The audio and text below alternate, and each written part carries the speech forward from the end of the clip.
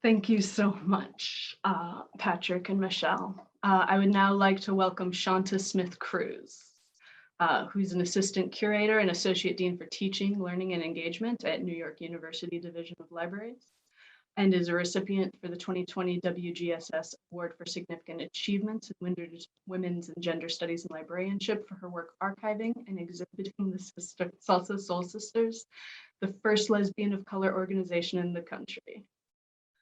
She is co-editor for an upcoming publication, Grabbing Tea, Queer Conversations in Librarianship, Litwin Books, and she is a co-coordinating volunteer archivist at the Lesbian Her Story Archives. Shanta, are you there? Here I am. Take it away, thanks. Thanks, Taylor. Hi, everyone. I'm going to share my screen. So let's see if I do this correctly. Thank you so much to everyone for, and now I'm going to present, and then I'm going to, let's see, do it this way. How's that look? That looks good. All right. So thank you, Taylor. Thank you, Carol. Thank you, John. Thank you for the entire team for allowing me to be the keynote address for this ceremony and symposium that honors Walt Walker. I also want to thank Michelle and Patrick for allowing us to celebrate his life with you. My talk is mostly pulled from a book chapter titled Circles of Rice, Black Lesbian Performance Archiving for an Circle of Rice, Black Lesbian Performance Archiving is the name of the chapter, but I changed it to Community Calls, Strange Frictions in Lesbian of Color, Ancestral and Performance Archiving, because librarians like titles. The anthology is called Evidence Black Archivists Holding Memory Anthology, and its the aim of the chapter is to discuss applying critical race theory to the archiving of a queer woman of color radical cabaret theater using the Rivers of Honey archival collection, which is currently located at the Lesbian Her Story Archives in Brooklyn, New York. So since we're speaking about location, let's see if I click this. I also want to do a land acknowledgement. I'm zooming in from Wappinger and Lenape territories, and it means a lot to me to be on this land. I have to acknowledge, as Adrienne Rich coins, the politics of location, because I am a settler here, a property quote owner, and yet the property that I purchased was paid not to its owners of right. So I want to acknowledge that this practice of real estate is an industrial violence, and that the earth is burning, which I'm sure you all know because a lot of us are zooming in from California, and we're the largest contributors to red skies in Turtle Island specifically. Our indigenous families and ancestral families know how to heal this world, and they left it to us. So I'm committed to righting our wrongs through my labor and my mothering. But I also reach to the ancestors, my own and those of this land, and ask for forgiveness and continue to supply offerings of repair. I think that archiving our stories is one method for which reparative justice may take hold. I also want to acknowledge time, and that it's a river of energy that runs through us. And so although we have only now, as archivists, we know that time is the currency of our work. So when I acknowledge land, I must also acknowledge our ancestors always, who are still with us now, and given their access to a non-material state, they are interwoven with time. Walt is with us now. As his community, while holding the hands of his beloved Patrick, I hope that you all will continue to reach to him for his guidance, as I do my Garifuna grandmothers, whose homeland was Guatemala and now Belize, and my Jamaican grandmother, whose bloodline spanned multiple continents, all of whom were migrants, colonizers, and descendants of slaves, and for whom my work is an output of their sweat and conviction. So if you would like to, feel free to use the chat, use the space that we're in, and you can go ahead and add names of any ancestors that you would like to honor. And be sure to put panelists and attendees when you put that in. Name the family of those that have transitioned as ancestors, queer family or blood family into the chat. I can say my grandmother, Mary Maruka Lambie, Cynthia Louise Tilla, Doreen Locadio, but I also want to name the ancestors who have I've come to know and bring into my own circle. The names of Black lesbians who are members of the Salsa Soul Sisters, which Taylor mentioned, our first known lesbian of color organization based in New York City, and those who contributed to their development. So I'm actually going to say their names and bring them into the space with us. Arissa Reed, Audre Lorde, Candace Boyce, Carol DaCosta, Sinan Moreno, Christian O'Neill, Diane Reed, Dorothy Moore, Ernestine Williams, Georgia M. Brooks, Inez Tippy Harrison, Ira Jeffries, Janae Gray, Lee Locadio Daniels, Lavenia Louise Pinson, Mari Blackwell, Monica Ranson, Pat Chin, Rose Morgan, Phyllis Clay, Sandy Adida Axios, Sylvia Witz Vitale, Yvonne Maua Flowers, and also the Black lesbians who I bring with me who have joined the ancestors just recently since this flyer was created in 2019, Irari Sabasu, whose image we are looking at right now, Jean Wimberly, Donna Allegra, and the ancestor of Rivers of Honey sister who has passed, Dumea Vernice Thompson. So let us bring them all with us here today and in the symposium and continue to honor them. Ashe.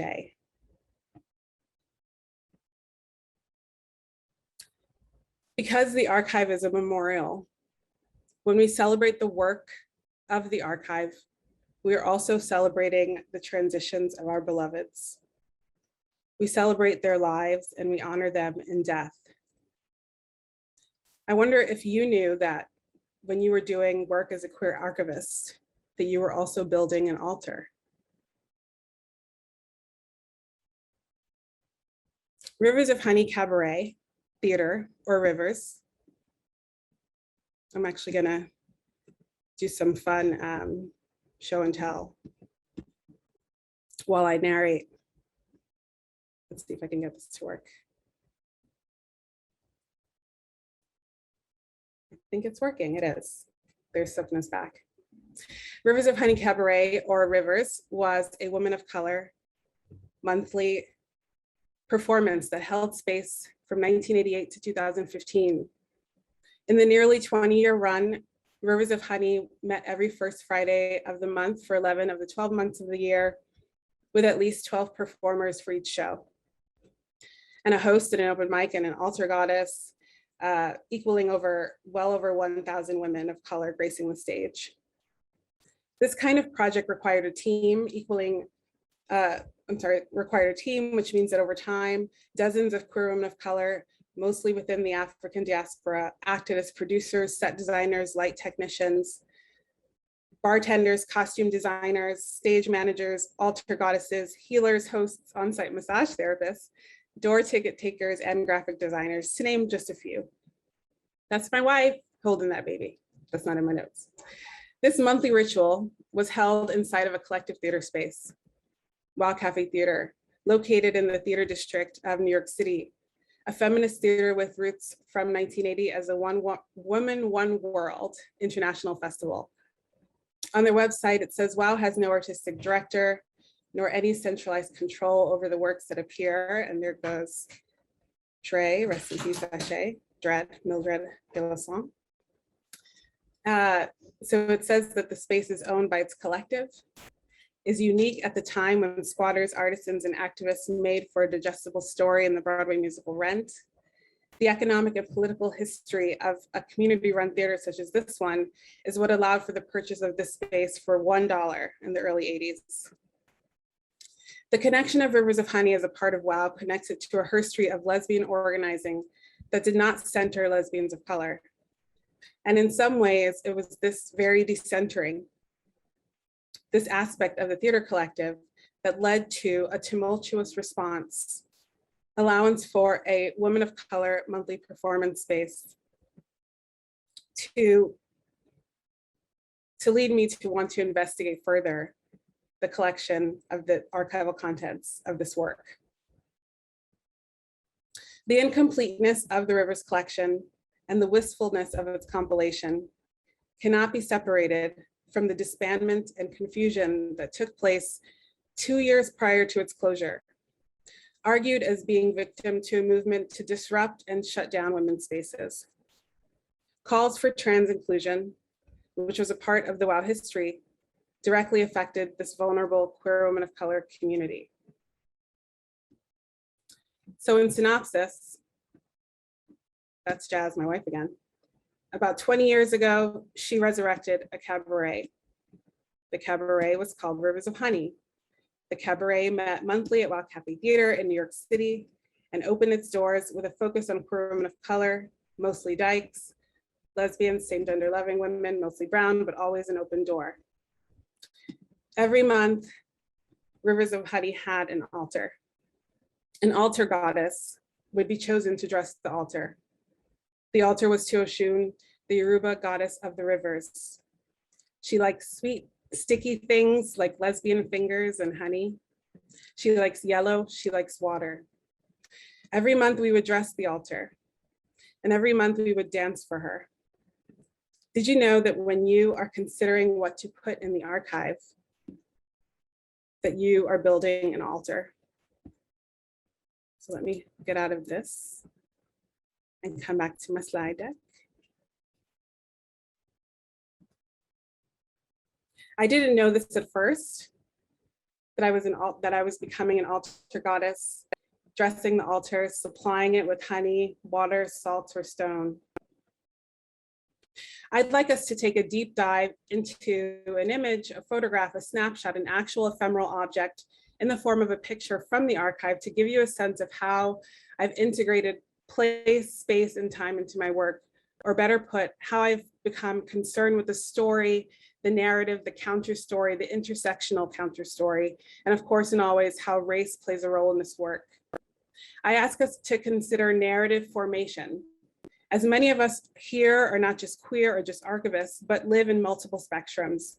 And as it relates to our collections, we may be the donors, the archivists, or administrators of our institutions, or researchers seeking knowledge. And when it comes to queer community archiving, the archival collection often holds all communities as overlapping concentric circles. This overlap makes for a unique perspective on interrogating the impacts of the archive and exactly how far we may take our work as part of larger missions for liberation, anti-racism, and instead of saying decolonialization, which has very specific reliance on geopolitics, I'd like to say de-emphasis on the ordinary. The best way for me to synopsize this kind of thinking is for us to think about critical race theory and queer community archiving. In brief, as a primer, I recommend a recent publication, Knowledge Justice, Disrupting Library and Information Studies Through Critical Race Theory, which I'll put in the chat, the link to its open access version so that you can take a look. It's written solely by librarians of color and discusses in detail the implications of CRT in library and information science. But here I'm actually quoting from Delgado and Stefanik's third edition on critical race theory. And it just ultimately has 5 tenets that we can walk with, that racism is ordinary and not aberrational. The idea of counter story, which centers the stories of Black people and other racialized bodies, or here I have storytelling. Intersectionality, which acknowledges the complexity of multiple identities. Interest convergence, the tenet that prescribes that those who benefit from racial hierarchies have little incentive to eradicate it, and in some cases perpetuate racism. And differential racialization, that race isn't fixed to a genetic code, but it is constructed.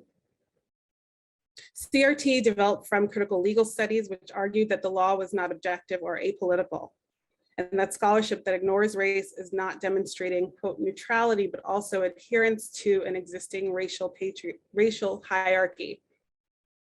Many fields use the word critical, including librarianship and archival studies, so I've used CRT as a component to unpack the Rivers of Honey archive, to consider absences and erasures, the ability for stories to be wholly told, and how racism interferes with archival narrative formation.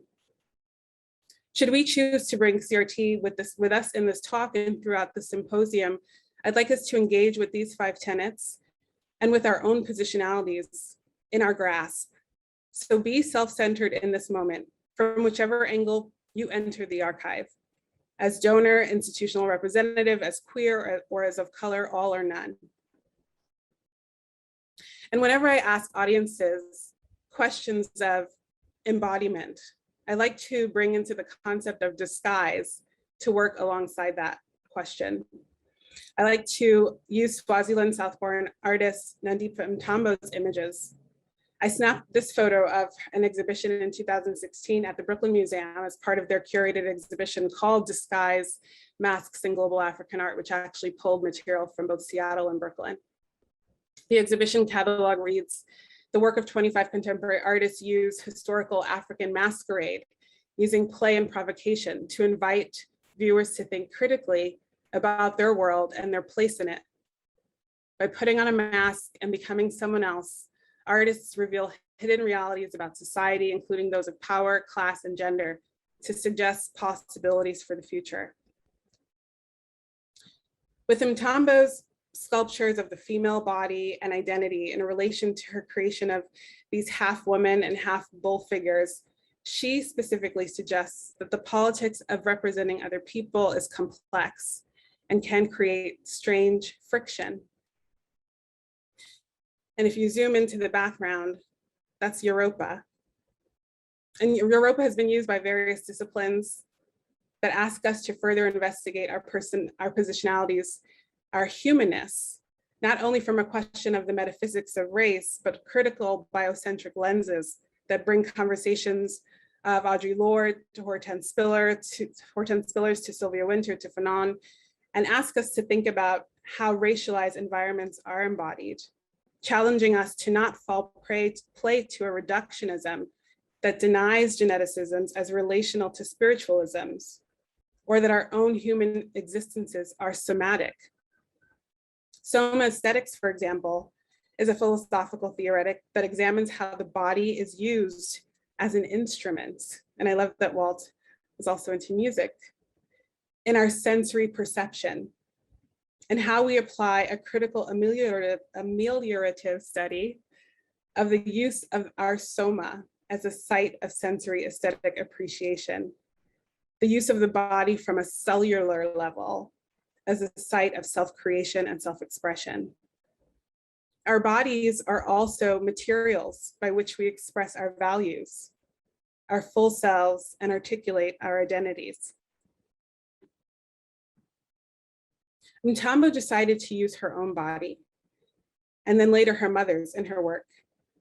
Europa's bull creature teaches us about the complexity of duality, about positionality as often interacting with a strange friction that we must come to terms with ourselves and be complicit in the act of differentiation.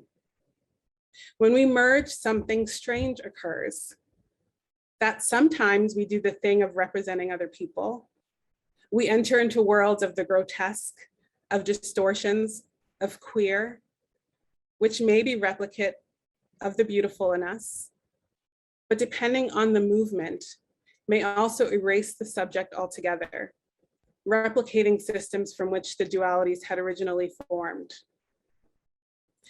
This work has to question the role of the subject in conversation with that of the object.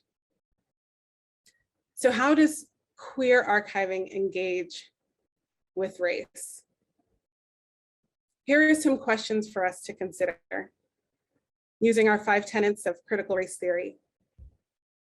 In archiving the ordinary, which I would argue is a mission for many community archivists and archives, including the Lesbian History Archives, where I'm a collective member, but in archiving the ordinary, are we not then also archiving racism?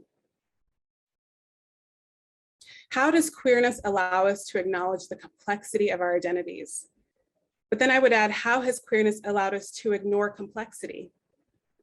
It happens often, for example, for white queer experiences to stand in place of institutional campaigns for diversity, derailing progress on racial justice? How do queer agendas perpetuate racism? With this question, I controversially ask us to explore deeply the question that I am plagued with as a queer woman of color who aligns deeply with and heavily across queer and of color communities, of which are often at odds. What is actually at play when vulnerable women of color spaces are torn down? What kind of violence does the queer agenda enforce when putting an end to the self-determination of queer communities of color? What is gained and to whom? Think interest convergence, when a queer agenda prevails. And to what end will we push aside conversations of race in our queer work? And finally, when does race, knowing that it is constructed, that it is not based solely on a genetic code, when does race implicate gender? How is masculinity or femininity performed, interpreted, and politicized on Black and brown bodies, regardless of birth assignments or because of them? And how does that affect our likelihoods for death, jail, molestation, forced migration, child rearing, or marriage, to name a few? These are not hypothetical questions. And I can't even supply you with any trigger warnings. This is real life for brown and Black bodies. And this work, when curated by brown and Black queer bodies, will always be trauma informed.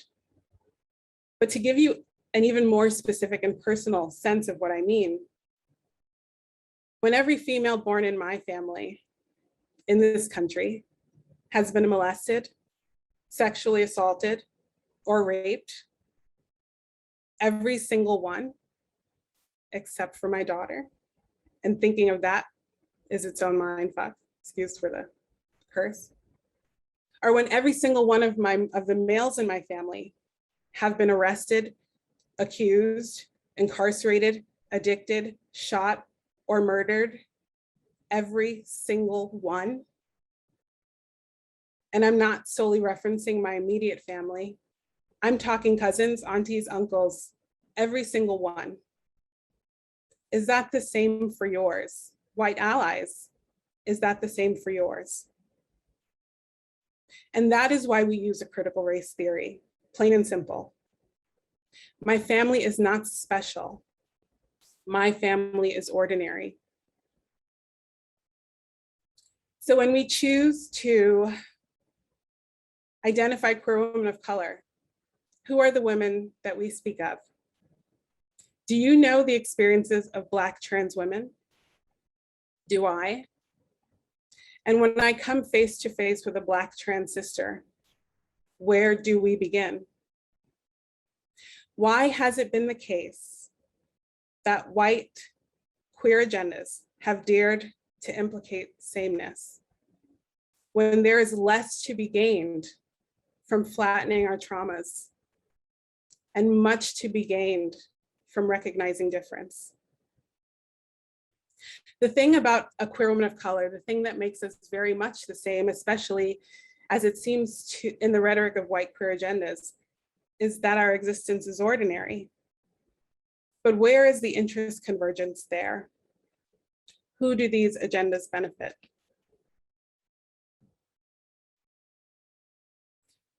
So Walt was a cataloger. I am not a cataloger, save for that one internship during library school at Bronx Community College, but I am working with a cataloger, Melissa Adler, on moving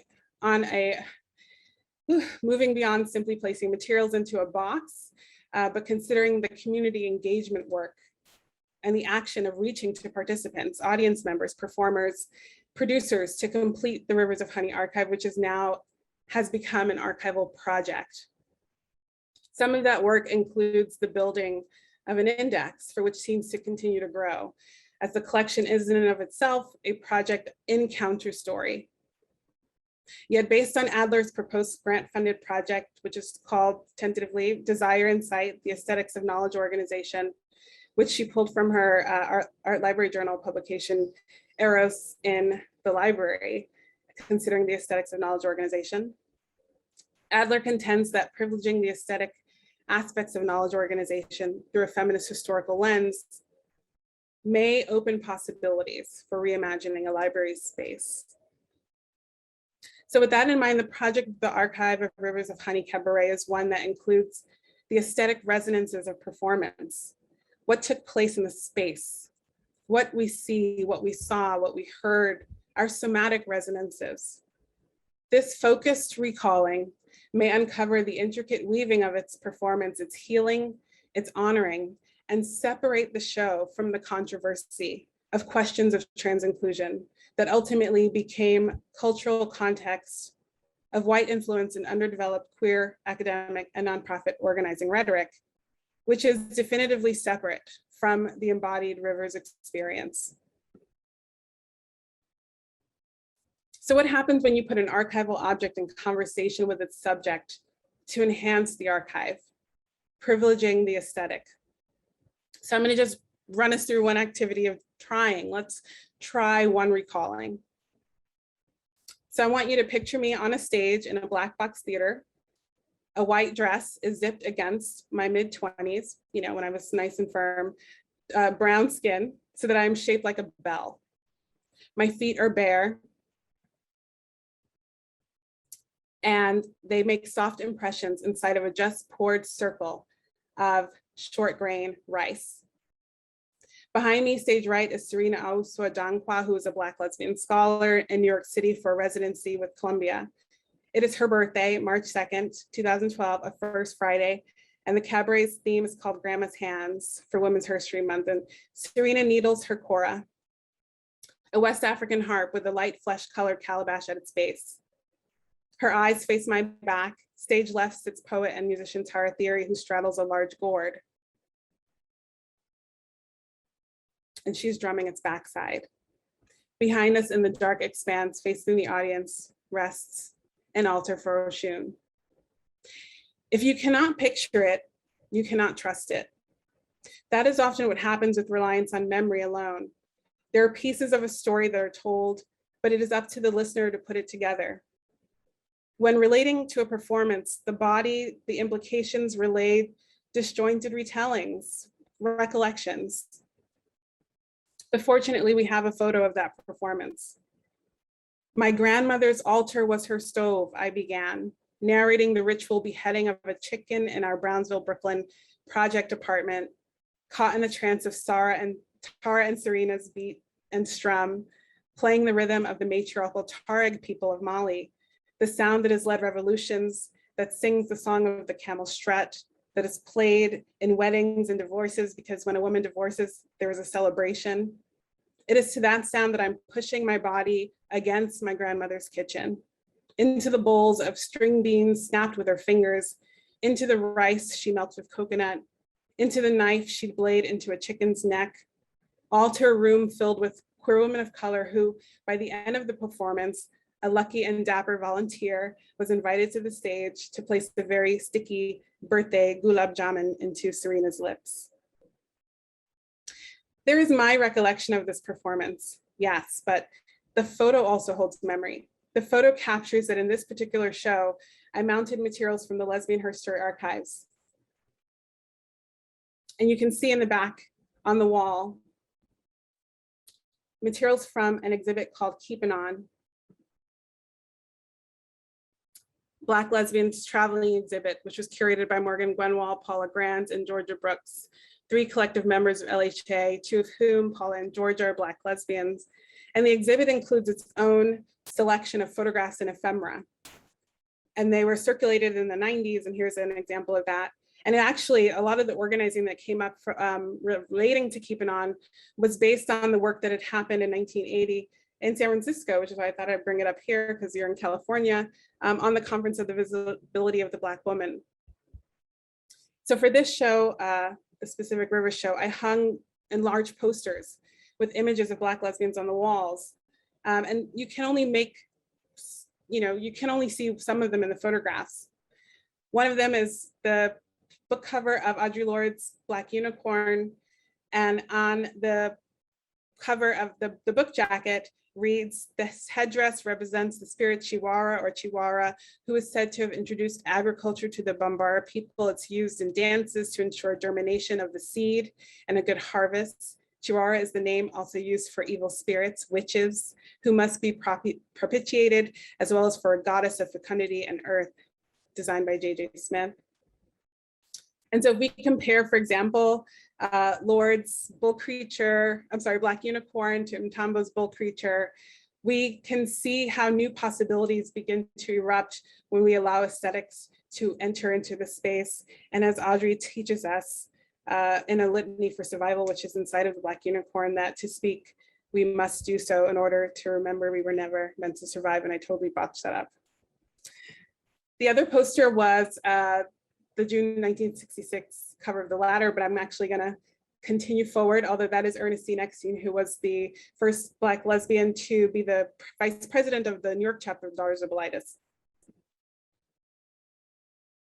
The second photo, a second photo is also found, and it's absent of bodies. It has just 2 djembe drums, a seat for percussionist performance, and it removes Serena, me, Tara, our instruments, our mic stands, the ceremonial rice, but then you also suddenly see more. You see that there are other images. You see that there's oil painting with a kind of Taino nativist style of a woman's naked, headless body, her legs akimbo, leading to a vaginal flower that could be interpreted as a vaginal screaming by artist Jazz Cruz, who was also one of the co-founders and producers of the show. You then can look back at the original photo and see that that picture was always there, and it's sitting between Serena and the chorus strings. Archival photographs, oral histories, flyers, images, these objects are invitations for additional context, community knowledge, intervention, and engagement. The same can be said for storytelling. This act too is better informed by the archival object. Collective memory and archival material may stretch our historical narratives beyond my memory and beyond yours, and can strip open even what a picture can reveal to an unknowing eye.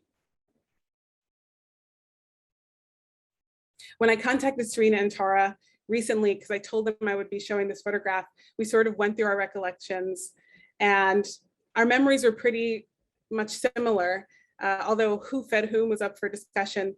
And then Serena recommended a Zoom call. And that recommendation of the collaboration of unpacking the archive is the process for which calling the archive will take place. The LHA Special Collections website, which I would put in the chat, but I don't have it handy, but you can Google it, it's on our website. We have sort of a WordPress site that lists special collections, and Rivers is accession number 201303, which means it's the 3rd collection that was processed in 2013. And I donated the collection to LHA as a collective member, managing all of the processing and as signatory for all the donation forms within the collection. I included what I had, photographs pulled from, oops, I'll come back. Photographs pulled from the Rivers of Honey Facebook account. This includes tagged photos. I'm actually gonna go back. Tagged photos because who put it in?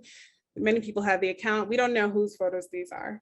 There are also oral histories from the master's thesis of Hanifa Walida, one of the co-founders, who she actually interviewed past Rivers of Honey producers on their experiences, including a reflection on the controversy of trans inclusion. That was a part of the Wild Cafe Theater's history and resulted in a disbandment of a core group of co-producers. There's performance footage by videographer and comedian Sissy Van Dyke. There's also flyers and programs, one of which you just saw, most of which I created and lived on my personal computer hard drive. Each collection with their accession number and small box, even with that for this collection, it really remains incomplete. For the materials that are included, permissions from the donors have been received. So the photographers, videographers, oral history project managers, those that I have access to, but the faces and names of those for whom the collection features are really unaware of its existence. Someone could be on this call seeing their face on the screen, for example. But I do have an example of one of the oral histories from Ashley Brockington, who is a Black queer performer. She was host for 5 or so years. She really, it was sort of Ashley's show. And Ashley shares her experience in the oral history. It's almost like a 2-hour-long conversation where she describes how joyous it was for her to begin at the show, that she was told there was an altar, she was given keys, she was given a, sort of a stage manual, she was given a MySpace account access. And then she goes on to describe the factions that developed and her ending with the cabaret. By the midpoint of her oral history, she's in tears. So I'm actually going to play 1 minute and 21 seconds. Factions were developing. We couldn't agree. We were fighting amongst ourselves. We couldn't solve our problems. Someone recommended mediation. Someone recommended mediation by wild girls, white ones. I don't know if that ever happened, but people didn't want to show our dirty laundry to the white girls of WOW. People didn't want to call in white girls to save the color girls. We couldn't solve our problems. We couldn't agree. It was so sad. I mean, just thinking about it now, it makes me so sad because it was so good. It was so good. And I felt like, God damn. It's like, is it true that we can't work together? It's like, that's for me the heartbreak. It's like, really? We couldn't solve our problems. We couldn't disagree without hurting each other's feelings. If I was to be really honest about what I feel about what happened, at least to that chapter, I think fear won, basically. There was enough. Basically, everybody fell away.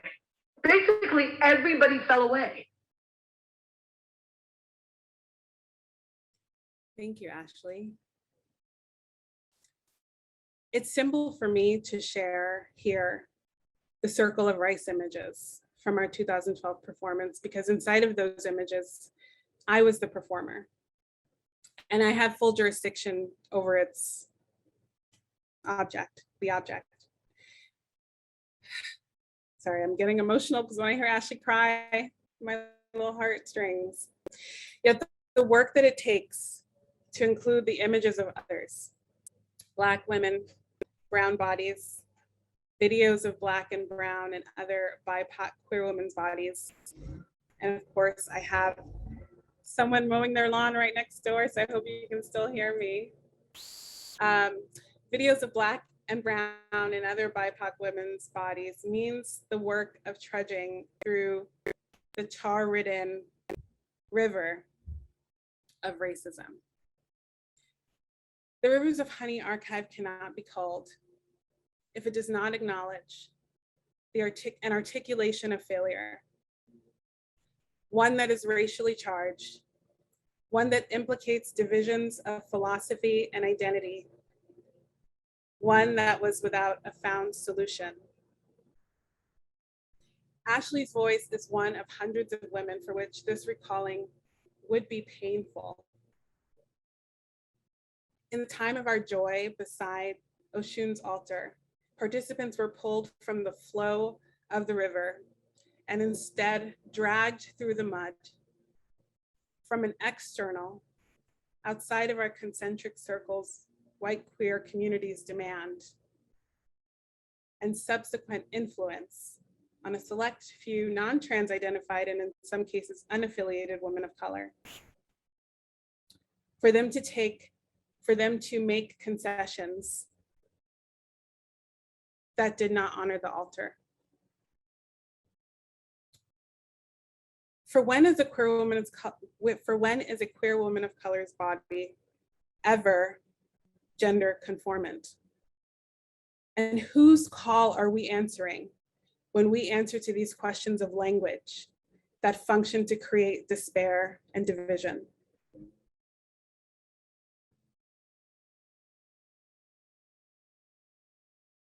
The full processing I recommend and feel very strongly about should include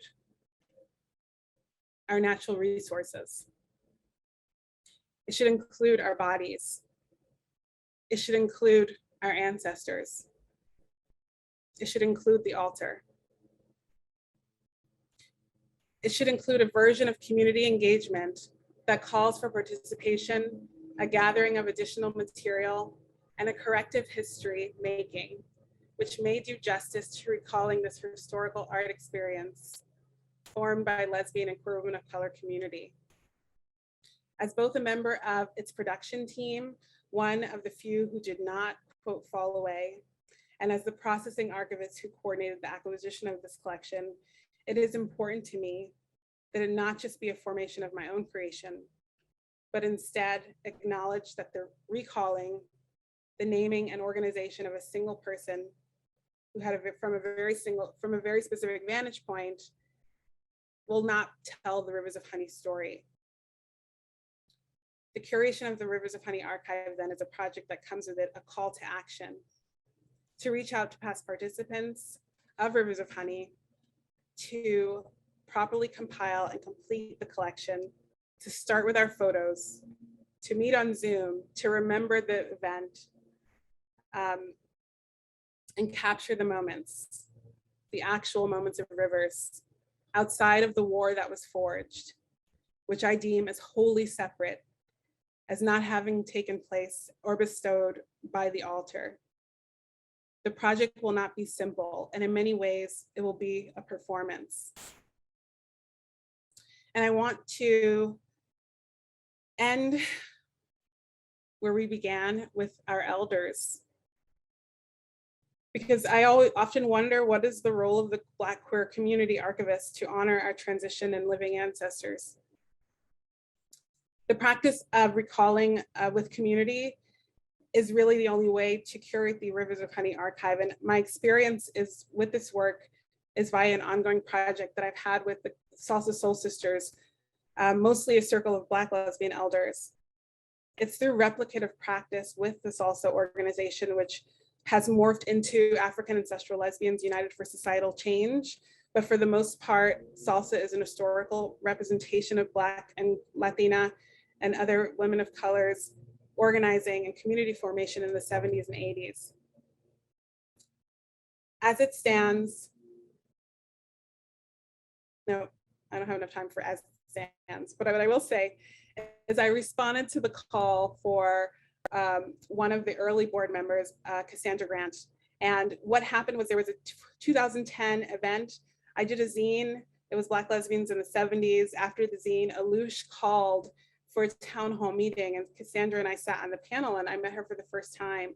And I had just done this zine that I curated for a CLAG, Center for LGBTQ Studies conference, Lesbian Lives in the 70s. In America, they call us dykes. And I had read all about salsa, right? But they were just people on paper and not in voice. And it was Cassandra's voice that hooked me. And I actually have a Cassandra voice quote, but I don't have time to play it, so I'm not going to. It was Cassandra's call, her recalling of the dances, the drumming circles, the retreat spaces, the consciousness raising circles, and the knowingness of their imprint onto the world. Her song of story that gave me the impetus to not only seek to archive the Salsa Soul Sisters, but to do so in community. And so since 2010, I'll link to an example of what we've done with their collection. Since 2010, we've done a call to the community to bring their materials. And although most times when we get new collections, we get it in a box or someone mails it, for the Salsa women, we had to have ceremony. So their libations were poured, there was video, there was ashe, there was food, there was wine, and we brought in materials to the collection. And then subsequently, we went on to exhibit and supply access to the collection outside of the archive.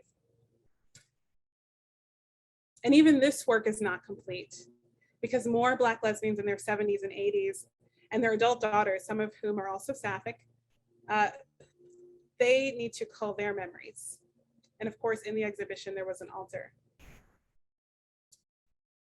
So recently, and I have a couple minutes, the Lesbian History Archive received a Mellon grant, and that was exciting because we are able to use that money to compensate women to join us in collective recalling.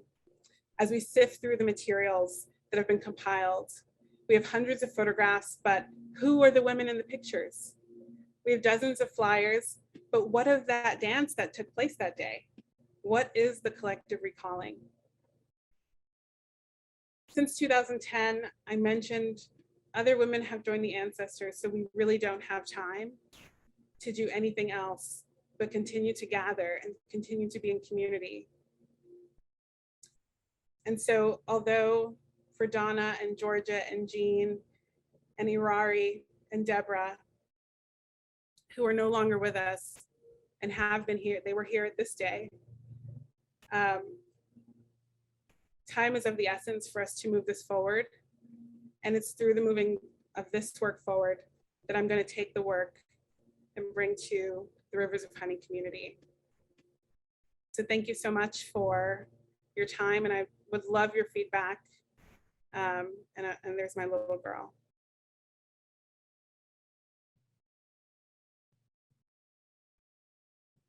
And I'm going to stop sharing.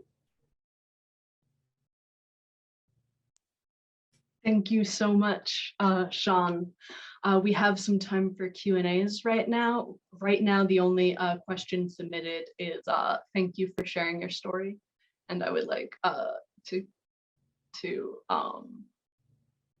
yes, echo that. But I do have some questions if nobody else pops in with them.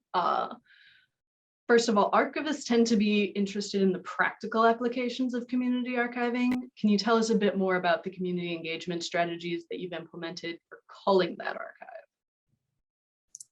Yes, I can. What a great question, Taylor, that I did not send to you to ask me. I wanted to give more description about the work of community engagement because I think we really, when people come to the Lesbian History Archives, you know, people either, they sort of give you material and they want you to bring life to it, right? Like the archive is not in the work of the community. It's not the same visionment of what it is for the archivists. Like the community, like when the Salsa Soul Sisters gave us their collections, they're sort of like, okay, now what? And I was like, oh, now we're gonna name it, we're gonna describe it, we're gonna put it in an acid-free box, and we're gonna give it access to the community. They're like, no. Where's the website? Where's the da-da-da? You know, there's more interest in that. And so I would say that the work of really culling the material has to have a long form like trajectory of not just here's when I receive the material and then sign off on the donor forms, but it has to include how now, after I've taken this collection, how now are these people a part of this archival community? Because they are, right? They're constantly referential to the space. And this is, of course, unique to community archives because we have this flexibility in a way that institutions or institutional university-based archives have less so. But I think that the through line is that we now have named material for them. We're carriers of their story, and we owe them the work of continual engagement. And so whether that's through exhibitions, creating a website, having events that honor different portions of the collection, doing exhibitions online. So right now, I could share an example of the Salsa Soul Sisters Omeka site, which is not ready. Well, would you like to? Share my screen because I don't want people to be like, can you send me the link to that? No, I cannot. This is not live.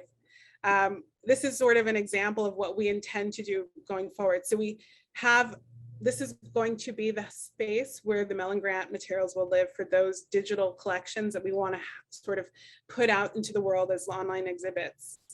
And so if I actually went to browse items, you'll see that there's 190 images. This is just for the salsa. There's other collections, but this is the only one that we've sort of made public just for the purpose of our collective recalling. And so so imagine 190 items. We did a test run and we had one salsa soul woman on the call. The idea was to have multiple, and they all sort of are in conversation with each other. And we literally click on an image and we look at the image and then we say, now go. Who's this? Who's this? What day was that? Do you remember the year? What were the conversations happening? What did it sound like? And I would say in about an hour, we got through 8. It was so rich. We recorded it, right? And there was so much life in that conversation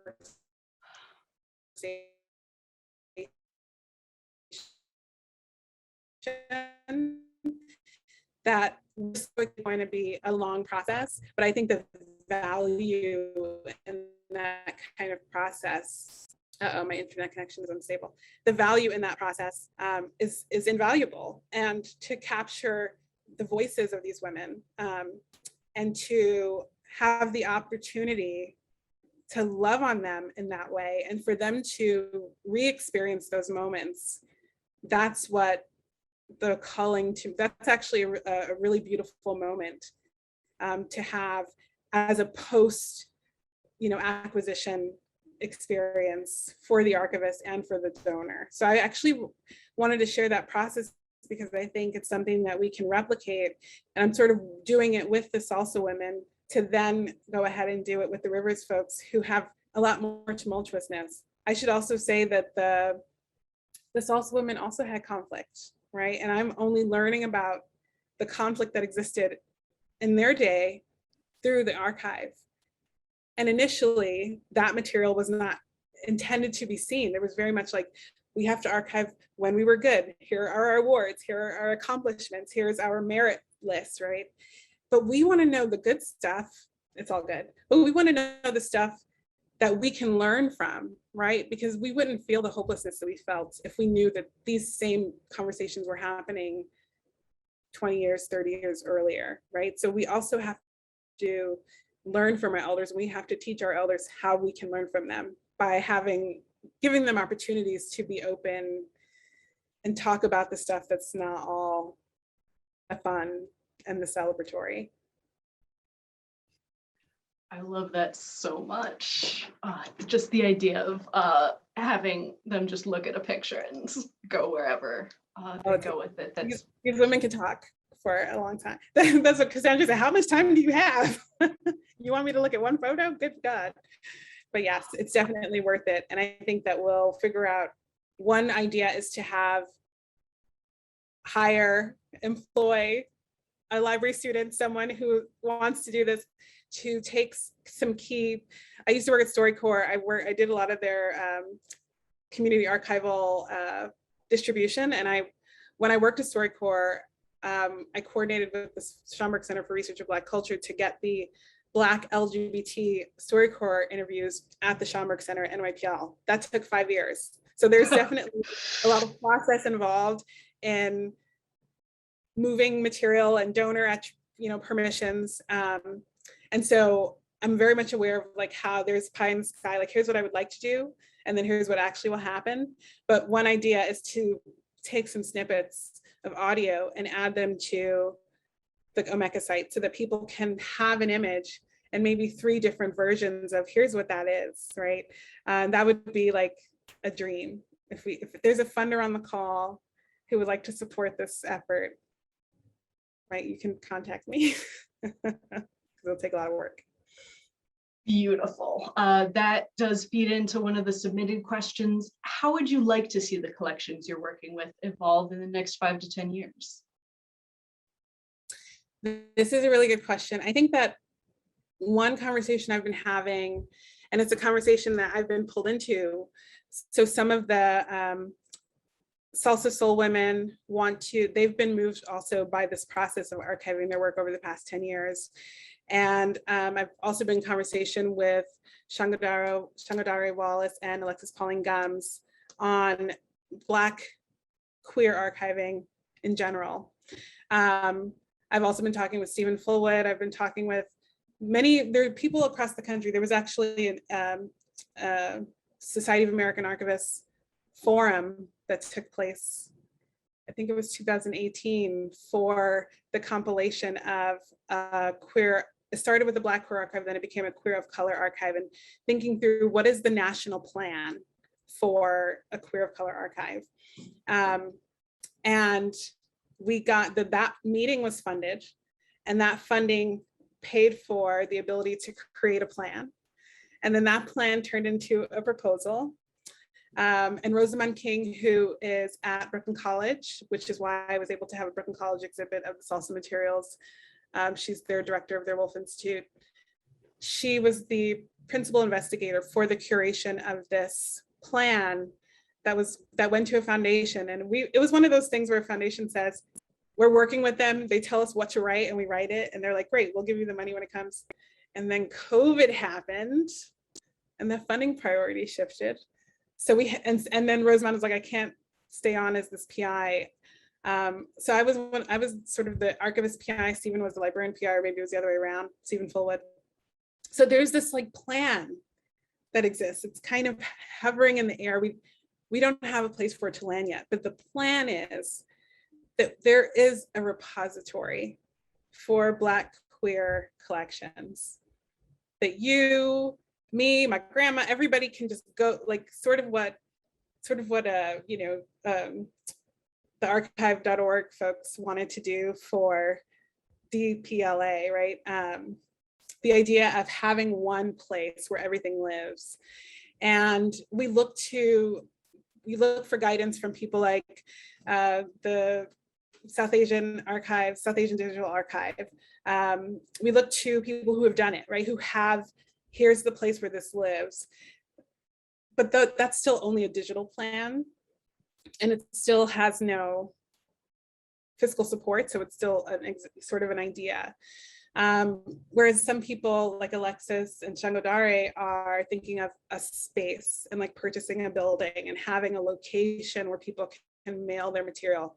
So I think that these conversations are happening right now in terms of what will the Black Queer Archive, the Queer of Color Archive, I mean, maybe it doesn't have to be one place, but I think there is this concern for space and institutional affiliation and wanting to be able to entrust within ourselves as a community spirited effort, the work of the archive. And I do feel like the Lesbian Herster Archives is a prime example of the possibility of this coming into existence, which is why I'm obsessed with all of the Lesbian Herster Archive women and just learn so much from everything that they do and how we move through how we make decisions, how collective works.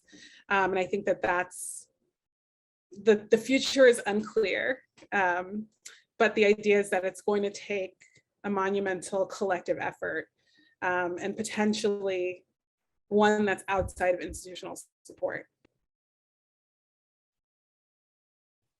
All right, everybody, let's get Shawn some money. Yeah.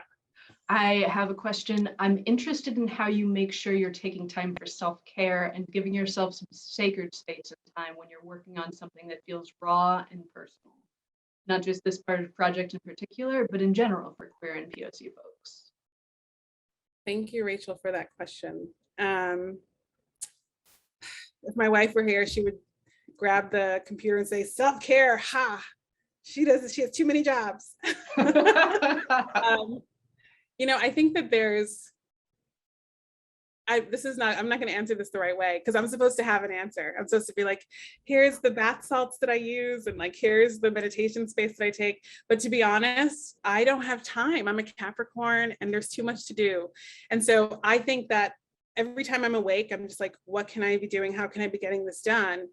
And what feeds me, and I think what does take care of me is when it's community run. It was actually really hard for me during COVID to not be in community with people. I mean, I don't live alone and I have a toddler, so, you know, that goes as far as it goes. But it's true that I do appreciate when it is a group effort.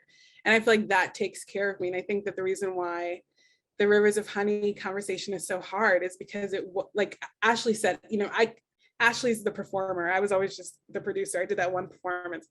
I was more of a producer. So I'm not a performance, but like she emoted it in like 1 minute and 21 seconds, the pain when people fall away. And I think that that's the part that hurts.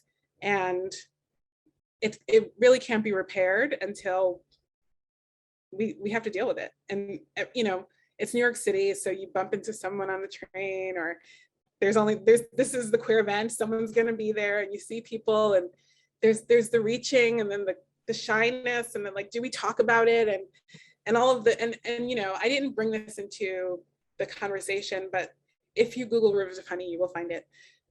There was a whole site created. There was a whole campaign. There were 200 signatures from organizations. There was a conference.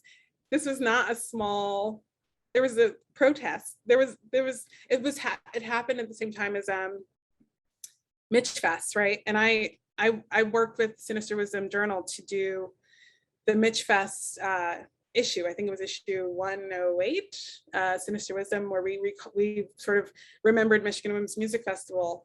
And even the culling of that, you know, it was for a journal, it's not an archive, but it feels very similar. It's very much like people wanting to tell a story and talk about the good times and then the pain of the ripping. And I think that there's something that's unsaid in those moments of just sort of when things fall apart, if I may steal from Chinua Achebe, where we have to heal from that. And I don't know where, if people are aware of healing spaces related to those fallings, I would love to get resources on it, because it's real. And I would say also at Mitch Fest, the reason why I was focused on it was because I learned when I went that there was a woman of color tent there, and it was started by Jean Wimberly, who was also a part of Salsa Soul Sisters. And I did an oral history with Jean Wimberly, such a great honor, in her living room. We had food together with her and her partner, Kaz Mitchell, and they started this group called Circle of Voices. But she talked about being like this early 20s dapper butch with a cane, and she was very nomadic, coming in from Philadelphia with her van, and she ran a van service where she would like pick up women who would like leave from their houses in their back window and then drive them to the gay party and then bring them back home and put them back. And she was sort of like the van service. And she talked about being on the land at Michigan. And when she realized there were other women of color, there were so few, and they found each other, and then they created this tent, and the work of that labor, and how the entire, all of the women on the main, there were like 10,000 women there, and they all just screamed and hollered in celebration of their decision to have that space for themselves. And I think that that's the energy that people want to receive when they want to have a space for themselves. And hearing Jean's story and her life, I mean, it was, you know, a multiple hour conversation, and thinking about how they found that at Salsa in the early 80s and late 70s in New York City. And then to have not known about it at all. As a person growing up queer in the city, you just didn't know it existed. And then one day someone says, here's a lot of history. I think that there's a way in which learning about history is healing. And I'm gonna do you hear it in my voice? I'm getting emotional because it means so much to me. That's the care, that's the self-care. It's just continually feeding from the community that has created this possible life that we all are living right now. Thank you. All right, if anybody has any of those resources that Shawn mentioned, go ahead and put those in the chat. Another question. Has social media been helpful in reaching the elder participants who are disappearing? If not, what methods do you use to reach them? Definitely social media. Facebook, people are on, I have 2 Facebook accounts, because one is like, you know, for family, happy, we probably all do. And then one is like professional. And so people are on social media, they're on Facebook, but it is true that some people are not, especially with the elders. They have their own Facebook communities for sure. And it's usually one person is connected to someone who may not be on Facebook. But an example is when Irari Sabasu, when she, Irari was in phone conversation with Paula, but when Donna Allegra passed, Donna Allegra was a writer, and she was an artist and lived in New York City, in Manhattan, which is like a big deal in New York City. She didn't live in Brooklyn, you know, or Queens. She was in the city in her own apartment, which is like unheard of. And so she was a living artist, and she published a book. I mean, she was a writer, she was a well-published author, and was at the front of every Dyke March. I wish I had a picture of Donna, always carrying the flag and running around and dancing. And I saw Donna we had an exhibit for salsa at the New York Historical Society in November of 2019. And it was such an honor. We had the mayor's wife, the First Lady of New York, Shirley McRae, who was a Salsa Soul member back in the day. She was actually the editor-in-chief of their Gazette newsletter. And she still represents for the Salsa women, even though she's married to the mayor of New York. So she was there. It was a very grand experience. It was catered, glasses with glass wine glasses. And the Lesbian History Archives had an exhibit, and they wanted to focus the portion of the exhibit on the Salsa Soul women, because it was 2019, post George Floyd, or like, we have Black lesbians in this building. And so it was a really beautiful experience. And Donna was there. And Donna comes to me and she says, Shawn, do you have my book in the archive? Are you sure you have my book in the archive? And she hands me a copy of her book. And I had been reading it, and now it's in a suitcase somewhere, otherwise I would have been holding it. And it's a book of short stories. And I said to her, Donna, I'm sure we have it in the archive, but I'll put it in. She's like, all right, I just want to make sure, don't. And we do. We have a copy of Donna's book, we have her collection. And then she said, I want you to come to my place so you can see what else is available for you to take. And she asked me that when we had the first exhibit, and then she asked me it again at Brooklyn College. And I was sort of like, I'm busy, Donna, I'm gonna come for you, I promise. And then of course, months later, we hear that she's passed. And we only heard it from her brother, who she had been in her house alone and there for 2 weeks before we were able to even know about it. And it's one of those, and she used her, official last name was not Allegra. So for him to contact us and for us to find out about it that way.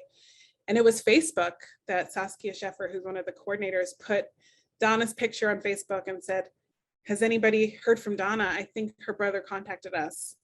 And it was just so hard. People were just like, what? Oh my goodness, I just saw her. And she, she's of this age, but she, me and her look the same age, to be quite honest. And she just was so full of life. And the work of going to someone's home in the center of decay, right? And to cull their materials. And then the work of getting people to commune around someone else's life. This was right before the world shut down. So there was the ability to get an event where everybody was there, and there was drumming, there was passion, there was life, there was so much celebration for Donna. And that was community, right? It was social media was there. It definitely helped us to get people in the room. And I actually didn't attend the ceremony because toddler. But it was definitely, there was some closure there that I think, and Saskia did go to the apartment and get a couple of her djembe drums and her writings.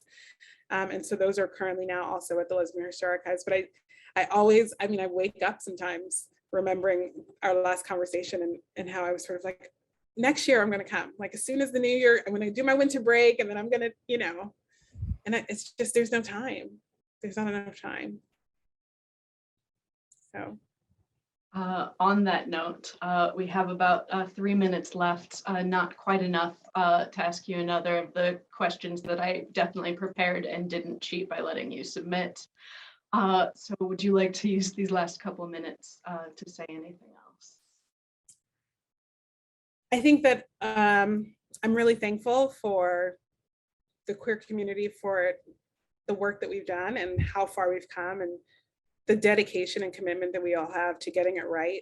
I think that there's something that the entire archival community can learn from the work that we do, and the way that we investigate language. And I'm just so honored to be witness to the transitions that we're taking within our own profession. And I was going to use this time to talk about the QueerCat, the book that I'm writing with oh my gosh, with Librarianship Press and Litwin Books. It's called, what is the name of my book? Tea Time? Grabbing Tea, Queer Library Conversations. That's it. Queer librarianship. And we're actually having to do 2 parts, grabbing tea conversations and queer archiving, because we had so many different submissions, and we were able to have people in conversation with each other. And I think that that's the essence and the power of what we do, is that we're in conversation with each other, and that conversation is what moves us through. And I've learned that from being with the women of the Lesbian History Archives and having taken classes as an undergrad on queer history, lesbian history, and then you meet the people in the room and you're like, oh my God, and they're just friends. They're all just a bunch of friends. That's why that's why we know about them, right? Because they chose to archive themselves as a bunch of friends doing the thing. And so keeping community alive. And I think being in conversation with each other. Send me a phone call before you publish a mean article about me. Call me first and let's talk about it, and then you can publish the mean article about me. But I really think that we do a really good job of keeping community alive. So, and I'll put the link to the chat to the book information for folks, since I'm a horrible person. And also people who are on this call, the Homosaurus folks are part of that collection, and I've learned a lot from just being in community with everyone who's here. So thank you. Thank you so much, Shawn. And check out that book, everybody.